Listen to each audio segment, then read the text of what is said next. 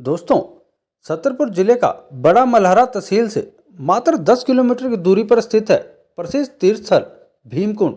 मध्य प्रदेश के बुलंदगढ़ में स्थित यह स्थान प्राचीन काल से ऋषियों, मुनियों और तपस्वियों के लिए साधना का केंद्र है। वर्तमान समय में यह स्थान धार्मिक, पर्यटन एवं वैज्ञानिक शोध का केंद्र भी बना हुआ है। यहाँ पर स्थित जल कुंड भूवैज्ञानिकों के लिए भी कौतूहल का विषय है। दरअसल ये कुंड अपने भीतर अतल गहराइयों को समेटे हुआ है। आश्चर्य की बात तो यह है कि वैज्ञानिक इस जल कुंड में कई बार गोताखोरी करवा चुके हैं, किंतु इस जल कुंड की था अभी तक कोई नहीं पा सका। ऐसी मान्यता है कि 18वीं शताब्दी के अंतिम दशक में बिजावर रियासत के महाराज ने यहाँ पर मकर संक्रांति के दिन मेले का आयोजन करवाया था। उस मेले की परंपरा आज भी कायम है।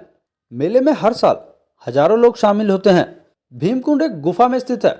जब आप सीढ़ियों से अंदर कुंड की तरफ जाते हैं तो यहाँ पर कुंड के चारों तरफ पत्थर ही पत्थर दिखाई देते हैं। यहाँ लाइट भी कम होती है, लेकिन यहाँ का नज़ारा हर किसी का मन मोह लेता है।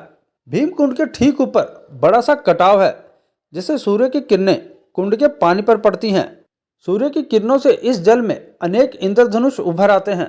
यह भी कहा जाता है कि इस कुंड में डूबने वाले व्यक्ति का मृत शरीर कभी ऊपर नहीं आता, जबकि आमतौर पर पानी में डूबने वाले व्यक्ति का शव एक समय पश्चात खुद ब खुद ऊपर आ जाता है। इस कुंड में डूबने वाला व्यक्ति सदा के लिए अदृश्य हो जाता है। भीमकुंड के प्रवेश द्वार तक जाने वाली सीढ़ियों के ऊपरी सिरे तक चतुर्भुज विष्णु तथा लक्ष्मी का विशाल मंदिर बना हुआ है। विष्णु तथा लक्ष्मी जी के इस मंदिर के समीप एक और प्राचीन मंदिर है। इसके ठीक विपरीत दिशा में एक पंक्ति में छोटे छोटे 3 मंदिर बने हुए हैं, जिनमें लक्ष्मी जी, नरसिंगा जी और राम दरबार और राधा कृष्ण के मंदिर हैं।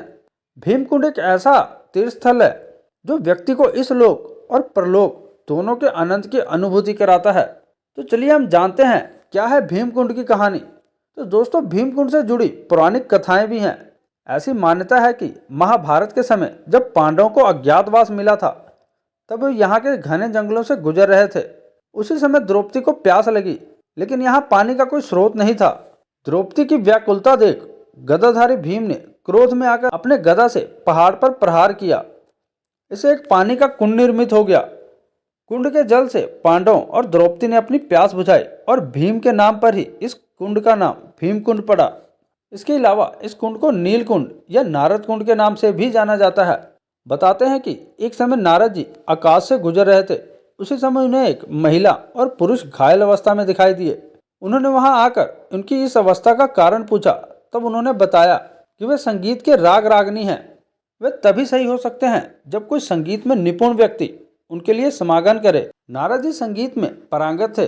उन्होंने उसी समय सामगान गाया, जिसे सुनकर सारे देवतागण झूमने लगे। विष्णु भगवान भी सामगान सुनकर खुश हो गए और एक जल कुंड में परिवर्तित हो गए। उनके रंग के जैसे ही इस कुंड का जल नीला हुआ। तभी से इसे नील कुंड भी कहा जाता है। दोस्तों, इस कुंड से वैज्ञानिक भी हैरान हैं। कई वैज्ञानिकों ने इस पर रिसर्च करके पता लगाने की कोशिश की कि इसका जल इतना साफ और स्वच्छ कैसे है, और उसकी गहराई भी जाननी चाहिए, लेकिन आज तक कोई भी इसके रहस्य को सुलझा नहीं पाया। एक बार गोताखोर इसके अंदर गए थे। उन्होंने बताया कि अंदर 2 कुएं जैसे बड़े छेद हैं। एक से पानी आता है और दूसरे से वापस जाता है। उसकी स्पीड भी बहुत तेज है। जब हमने यहाँ मौजूद लोगों से बात की, तब उन्होंने बताया कि उन्हें लगता है कि इसका संबंध सीधे समुद्र से है, क्योंकि इस कुंड के एक तरफ से जहाँ जाली नहीं लगी हुई है, वहाँ से जो भी लोग इसमें डूबते हैं उनकी लाश कभी नहीं मिलती। इसके अलावा जब समुद्र में सुनामी आई थी, तब इस कुंड में भी हलचल हुई थी। इसके पानी की लहरें 10 फुट तक उठ चुकी थी। उस समय यहाँ मौजूद सारे लोग डरकर बाहर निकल गए थे। कहा जाता है कि इसके रहस्य से आज तक पर्दा नहीं उठा। जी हाँ दोस्तों, इसका जल हमेशा साफ और स्वच्छ रहता है। इसमें काफ़ी गहराई तक की चीज़ें साफ दिखाई देती हैं, और जब सूर्य की रोशनी इस कुंड पर आती है तब बहुत सी मनमोहक दृश्य दिखता है। इसके अलावा एक रहस्य यह भी है कि इस कुंड का जल स्तर कभी कम नहीं होता। यहाँ पर बने आश्रम, जहाँ बहुत सारे बच्चे भी रहते हैं, और आसपास के सारे क्षेत्र में यहीं से पानी की सप्लाई होती है। लेकिन पानी खत्म होना तो दूर, गर्मियों के समय में भी यहाँ का जल स्तर कभी कम नहीं होता।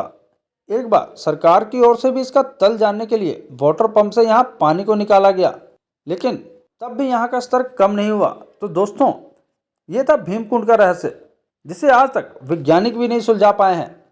तो दोस्तों, ये जानकारी आपको कैसी लगी? अगर अच्छी लगी है तो हमारी इस वीडियो को लाइक करके हमारे इस चैनल को सब्सक्राइब भी जरूर कर लें, ताकि ऐसी और वीडियो आपको मिलती रहे। तो मिलते हैं अगली वीडियो में। धन्यवाद।